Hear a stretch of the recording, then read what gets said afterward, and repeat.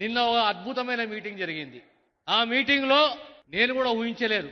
ఆ మీటింగ్లో తెలంగాణ ఏ రకంగా అభివృద్ధి చెందాలి, ఏ ప్రాంతం ఏ రకంగా ఉండాలి, నీటి ప్రాజెక్టులే కాదు, ఓ మక్తల్కు 1000 కోట్ల రూపాయలే కాదు, ఓ 5000 కోట్ల రూపాయల లిఫ్ట్ ఇరిగేషనే కాదు, రాబోయే 2034 నాటికి తెలంగాణ ఏ రకంగా ఎదగాలి ఆర్థికంగా, 2047 వరకు తెలంగాణ రాష్ట్రము ఏ రకంగా ఎదగాలి. ఈ మధ్యలో మనం చాలా వింటున్నాము, 1 ట్రిలియన్ అని చెప్పి, 3 ట్రిలియన్ అని చెప్పి. ఆ స్థాయికి తెలంగాణ సమాజము, తెలంగాణ ఆర్థిక వ్యవస్థను పెంచాలంటే ఏమి చేయాలి, ఎలాంటి నిర్ణయాలు తీసుకోవాలి?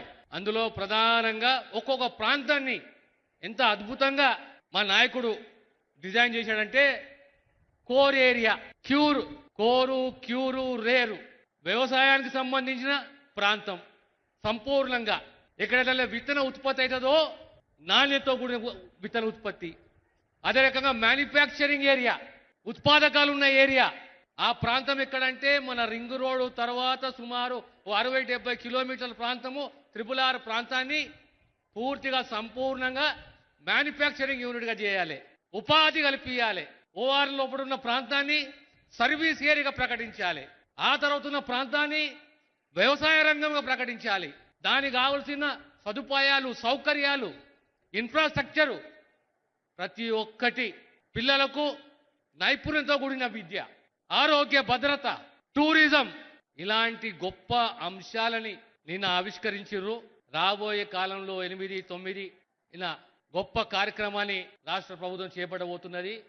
మీ అందరితోటి విజ్ఞప్తి ఒక్కటే, నా జీవితంలో, నా రాజకీయ జీవితంలో అంటే ఇన్ని కోణాలలో ఆలోచన చేసి ఒక ప్రాంతము, ఒక రాష్ట్రము, సమాజము, మహిళలు, యువత, నైపుణ్యము, ఇవన్నిటికీ ధైర్యం ఉండాలి, దార్శనికతను వహించే నాయకత్వం ఉండాలి. నాయకత్వం అవసరం. అంత సులభంగా మనకు అర్థం కాదు ఒక నాయకుడు ఆలోచన చేసేది.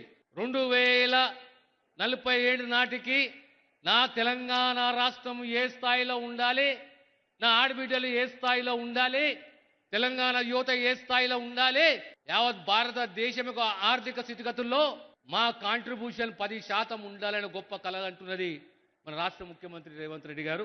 మీ అందరూ కూడా తెలంగాణ రైజింగ్ అనే అంశాన్ని 2034, 2047 ఎలాంటి కలగంటున్నది ఈ రాష్ట్ర ప్రభుత్వము, రాష్ట్ర ముఖ్యమంత్రి గారు అనేది ప్రత్యేకంగా యువత, విద్యావంతులు, విద్యార్థికులు ఇది ఆలోచించవలసిందిగా మీ అందరితో మరొకసారి విన్నవించుకుంటూ సెలవు తీసుకుంటాను.